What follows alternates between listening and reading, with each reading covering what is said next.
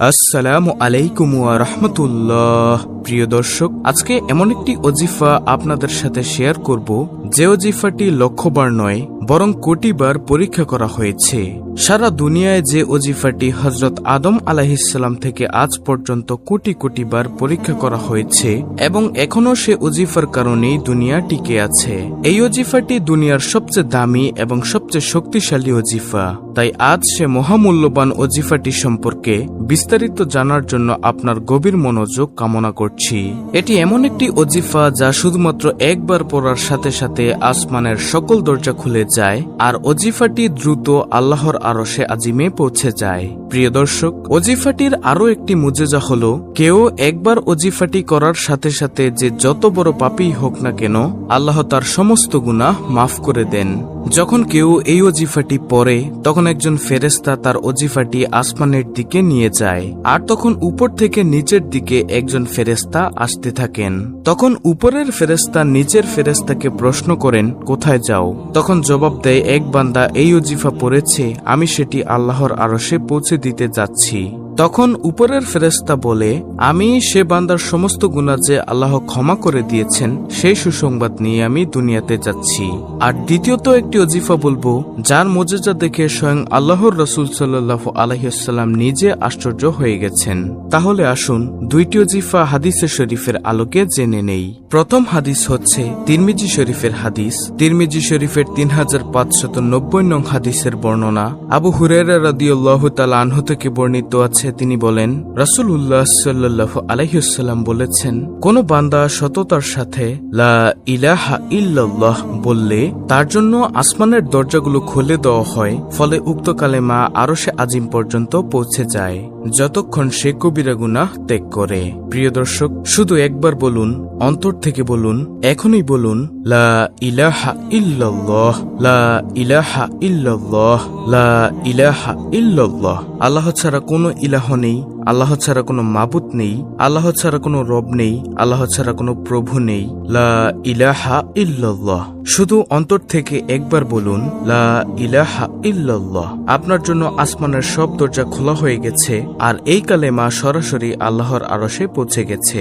দর্শক, লা ইলাহা ইল্লাল্লাহর আরেকটি মুজিজা হলো এই কালেমা পড়ার সময় ঠোঁট লাগে না এবং আপনি যদি এই কালেমা মানুষের সামনেও আস্তে আস্তে পড়েন সে বুঝতেও পারবে না, শুধু আল্লাহ বুঝবেন।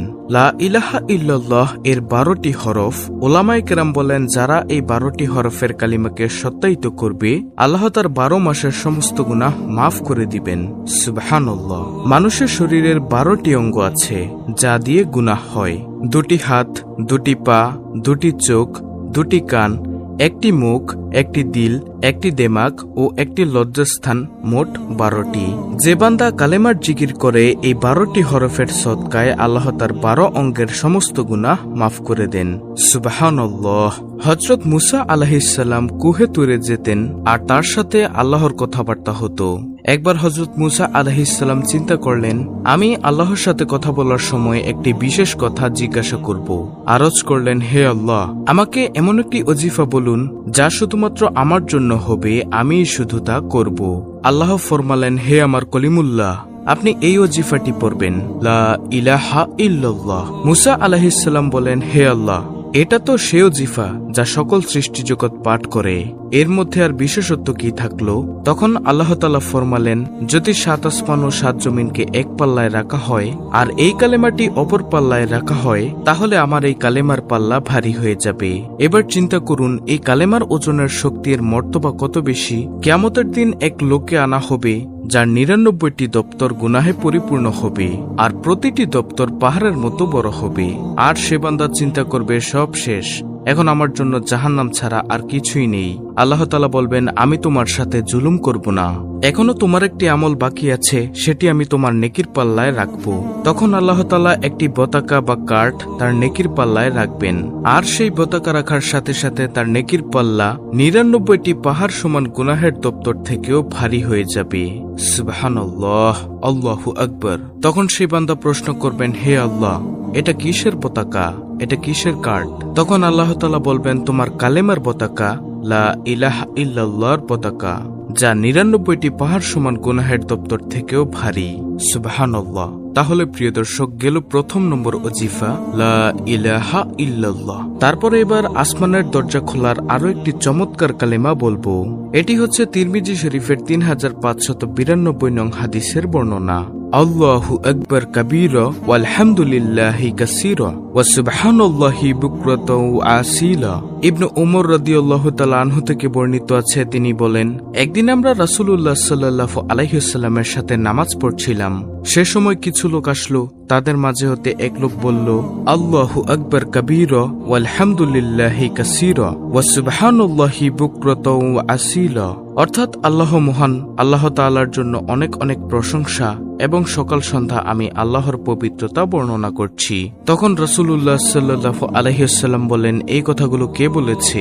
উপস্থিত লোকদের মাঝে এক লোক বলল, হে আল্লাহর রাসূল, আমি বলেছি। নবীজি বললেন, এই দোয়ায় আমি খুব আশ্চর্যান্বিত হয়েছি। এই বাক্যগুলোর জন্য আকাশের দরজাগুলো খুলে দেওয়া হয়েছে। ইবনে উমর রাদিয়াল্লাহু তাআলা আনহু বলেন, রাসূলুল্লাহ সাল্লাল্লাহু আলাইহি ওয়াসাল্লামের কাছে আমি এই কথা শোনার পর থেকে কখনো এই তাসবিহটি পাঠ করা পরিহার করিনি। এই তাসবিহ পড়ার ফলে যদি মহান আল্লাহ তাআলা বান্দার জন্য আসমানের দরজা খুলে দেন, তাতে মহান আল্লাহর অফুরন্ত রহমতের বাড়িধারায় সিক্ত হবেন মুমিন।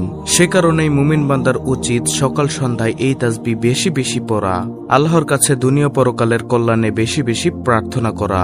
রাসূলুল্লাহ সাল্লাল্লাহু আলাইহি ওয়াসাল্লাম এভাবেই তার উম্মতকে শিখিয়েছেন আচার আচরণ তথা জীবন আচরণ, শিখিয়েছেন উত্তম জীবনযাপনের নিয়মকানুন, শিখিয়েছেন অধিক আমল লাভের জিকির, তাসবিহ ও উপায়। হাদিসের নির্দেশনায় জিকির আজকার করলে মহান আল্লাহ তাআলা বান্দাকে দান করবেন অফুরন্ত রহমত, বরকত, মাগফিরাত, নাজাত, মুক্ত করবেন প্রাকৃতিক দুর্যোগ ও যাবতীয় মহামারী থেকে, গুনাহ মুক্ত পরিশুদ্ধ জীবন লাভ করবেন মুমিন।